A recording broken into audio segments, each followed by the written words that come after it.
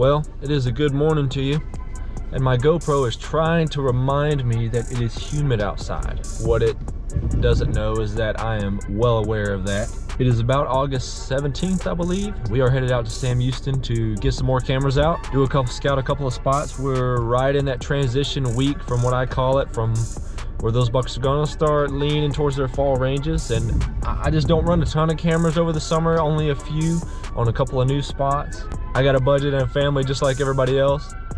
I try to save what I can, when I can, how I can. But we're heading out. We're basically ready for anything. We've got waders, we've got boots, we've got pistols. So surprise, surprise, some of these spots that turn out to be pretty good are ones that are not very access friendly. But regardless, it's gonna be a long day. It's gonna be a hot day, but it's gonna be a good one. So we'll catch up with you when you get out there. We got a little pre-workout mixed up. Sometimes in the summer, it's too hot for coffee in the morning, so I like to mix up a little bit of pre-workout. So my question is, if you do the same thing, what's the best pre-workout? Get you going in the morning. We'll see you out there.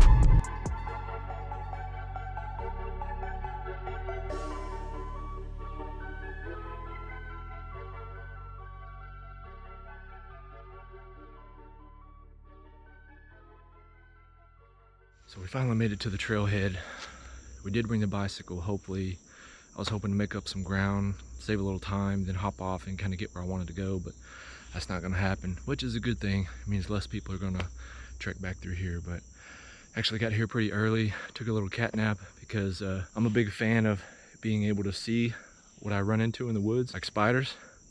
I ain't a fan of that, so I just waited till I got a little light and get me a nice little branch and walk. But one tip I wanted to share was, when you're doing these scouting trips, when you see these big drops, like right over here to my left, I'm walking down a point and it drops off about 20 feet, and I didn't really realize it was that steep. When you're looking at those contour lines on the map, kind of stop and take note of what those look like sometimes. That way you don't have to spend time doing that later, and when you're looking online, you can kind of get an idea, good grief, of what that looks like. Pretty cool. Drops off about 20 feet on this side, but it's a little more gradual over here to the right. So.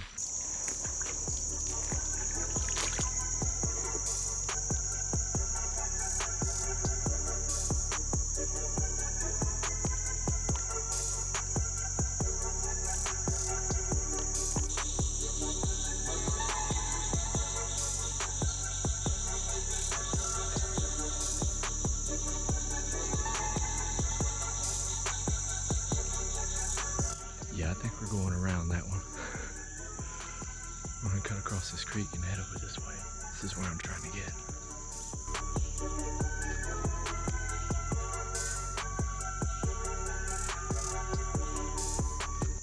Finally made it back here where I wanted to get. And it's kind of, there's a lot more sweet gum. There's a lot more sweet gum trees down in here than I thought.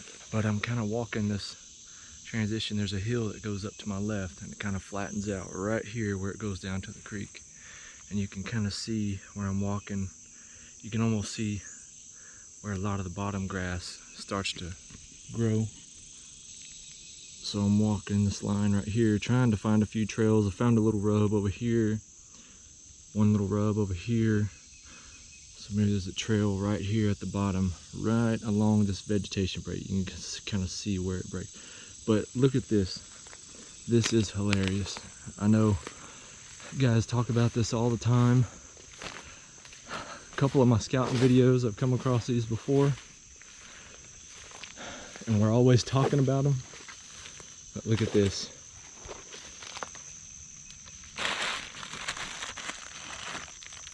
Another balloon.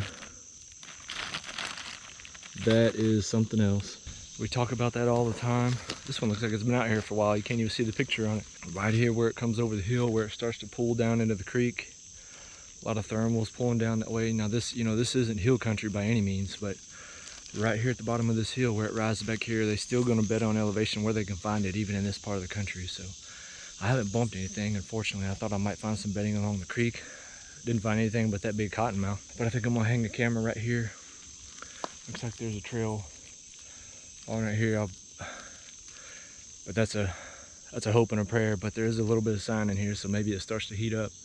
Maybe some bucks cruising the bottom of this hill, and we'll throw a camera on it and get out of here. Let me know if you believe in the blue balloon theory, because this is not really a bedding spot per se, but I think the point is right here where the wind is more turbulent, is more risky, where it meets the thermals, where the wind current meets the thermals. That's where you're finding these. So let's get out of here.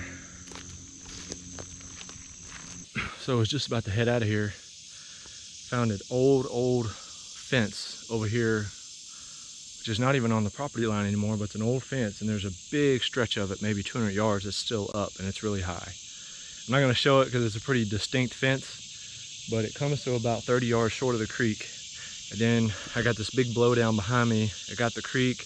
I got kind of a hill going back up here. There's a couple of oak trees in here, more than what was over there. And also where this big blowdown is, there's a lot of sunlight getting to the ground. There's no beds around it like you would think there'd be, but again, that's just, you know, deer density, or not even deer density, just deer concentration issues. But some deer moved through here. They're gonna cut this corner, and it's kind of you got the creek right there where you can tell there's a little bit of a crossing where they come up where they can't get past that fence line. So it's kind of the 1, 2, 3. At least you got, you know, 3 of those 5 things. Increase the percentage. See if maybe this heats up with some bucks start cruising, or you get a little bit of browsing activity around here coming along the creek. So we'll see how it goes. We're probably not going to make it to all the spots today. That's what it's looking like anyway. Typical. So now I'm under a dilemma. I was walking out here, and I'm walking really on the edge of a fairly open area. We get a lot of sunlight, but it could get some traffic too. But there's one little water hole here, about 10 foot wide, and there's a decent buck track in it. There's also some doe tracks, when tracks are hard to come by.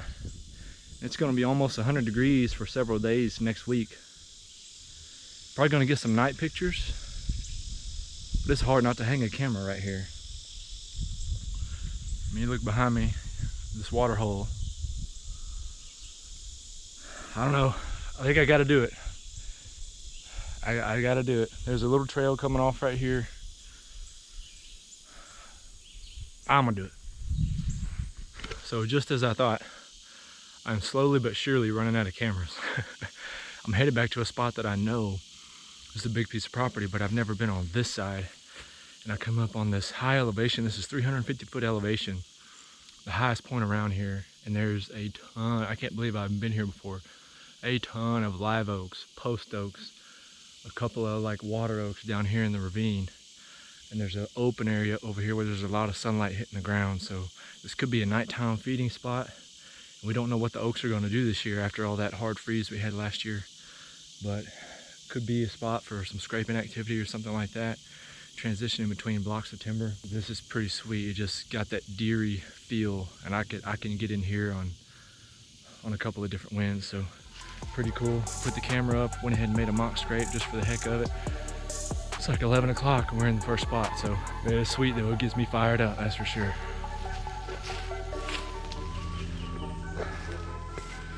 So I'm on the way back to the truck, and I just come across this creek right here. As soon as I popped up on the other side, there was a buck standing up here, and he took off. I didn't really find if he was laying down, but I didn't look at him. I kept walking down the side of the creek. I just kept going, and he took off about 40 yards and stopped. And I just kept walking with my head down, not looking at him, and he never moved. He just stayed there. I never heard him leave again. He just sat there and watched me the whole time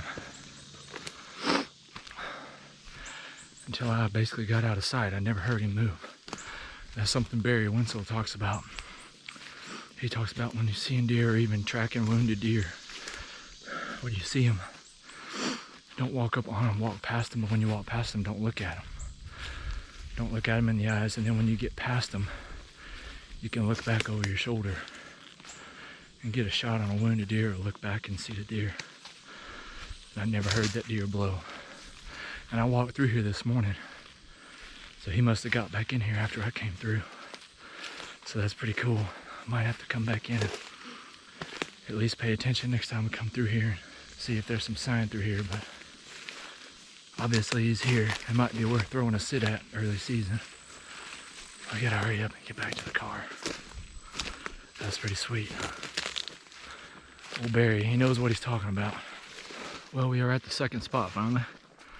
Got a little bit of a second wind. This is actually the spot that I came and scouted last springtime, end of winter. A lot of water in here, as you can see that behind me. All that was underwater, still some standing water. So, but I came prepared.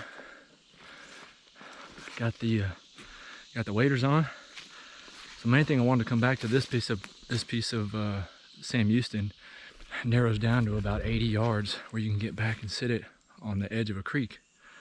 When I came in here and scouted it, I saw like 8 does.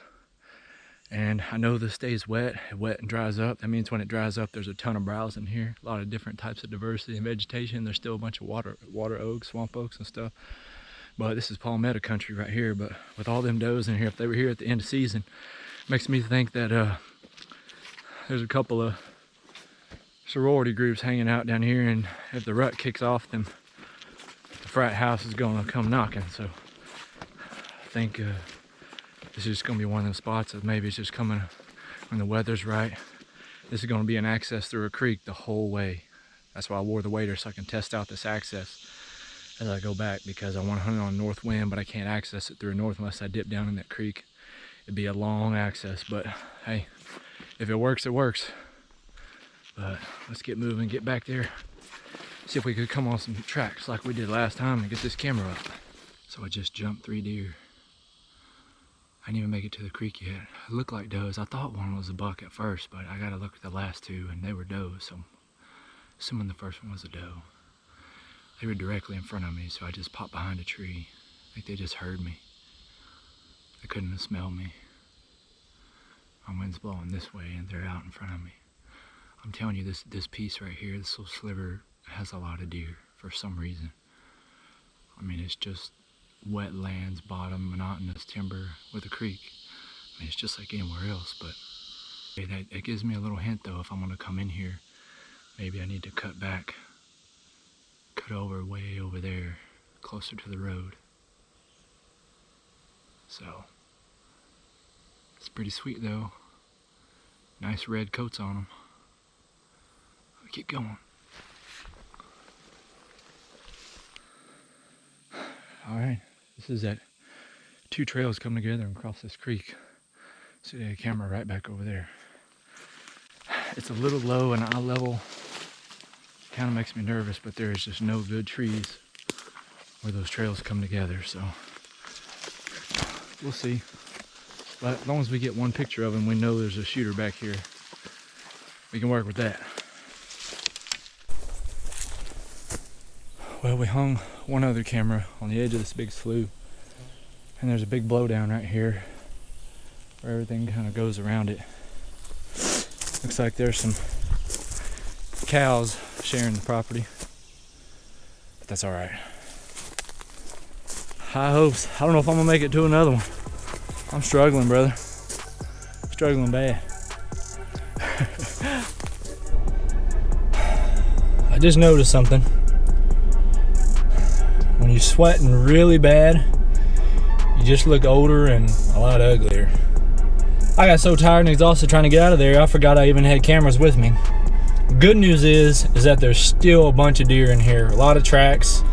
Same piece we came and scouted earlier. Found a buck track, lots of doe tracks. So it's just a matter of getting in here, playing it right under the right conditions, and I feel super confident that we'll at least have an encounter with a deer. And then if we play it right, pay attention, get on a buck. So I was gonna skip the last spot, but it's my favorite. It's on the way home, and it's by the road. And there's a big buck there. I know there's a big buck there. So we gotta get a camera out. So I got a 30-minute drive. Hopefully I can recover till then. Until then, I gotta catch my breath. So we are in probably one of my highest priority spots. There's a really good buck living in here, and if he's still here, he's 4 years old. He's a killable buck, and what I mean by that is he lays down a lot of sign. He's very aggressive. There was about 8 or 10 scrapes in here last year, countless rubs, and they all concentrated towards the back, which is where I was. But I gotta get out of this open flat and get back to where this kind of peters out into all this forage and grasses, and try to get a little closer to where he's bedding. But he's a killable deer because he's aggressive. I didn't get another deer in here. I thought he was aggressive because there was another buck, but he seemed to be the only one last year. So I'm gonna get back in here and set up a couple cameras, a little more than last year, see if we can't figure out what he's doing. And let her soak, babe. But I'm super excited about this spot. I'm telling you, man, this guy means business. Very cool. Like I said, he lays down a lot of sign. Good buck. Very good buck for the National Forest. He likes this little back area, that's for sure. We'll keep creeping back there. There you go. There's a scrape. He either worked it so late that it stayed open, nothing fell in it, or they're keeping that open. You see the licking branches coming down right here. I'm telling you, he's an aggressive buck. That looks like it's probably being kept open. You can see toe marks in there. We own him, and it's August 16th. It's crazy. Well, that's gonna about do it for today. No thrills kind of video, but a lot of work, a lot of cameras going out. So we got 7 cell cams out. I know that seems obnoxious, but I don't have the time. Just in gas money and batteries and things like that, I sprung for it this year. That was pretty cool, just as I thought. That buck was keeping those scrapes open. It seemed like I went ahead and took a stick and dirtied them up a little bit and keep you guys updated. You head over to Instagram. I'll post some pictures if I get some pictures of him here pretty soon. You can follow and check it out there, and hopefully we get a crack at that joker or something else pops through. We got Big Frank still out there. I haven't seen him in a while, but maybe we'll get him on camera. But if you made it this far, thank you so much for watching. Don't forget to subscribe. We do have an upcoming video. We do have an upcoming giveaway that I'm gonna do a giveaway announcement in the video for, but you gotta be subscribed to win anyway. So I'm just giving a couple of hints up front, you know, kind of thing. So it's gonna be cool, a lot bigger than the last one. So thank you guys for watching. Hope you have a blessed week. Happy almost near deer season. It's about to go down. Thanks for watching.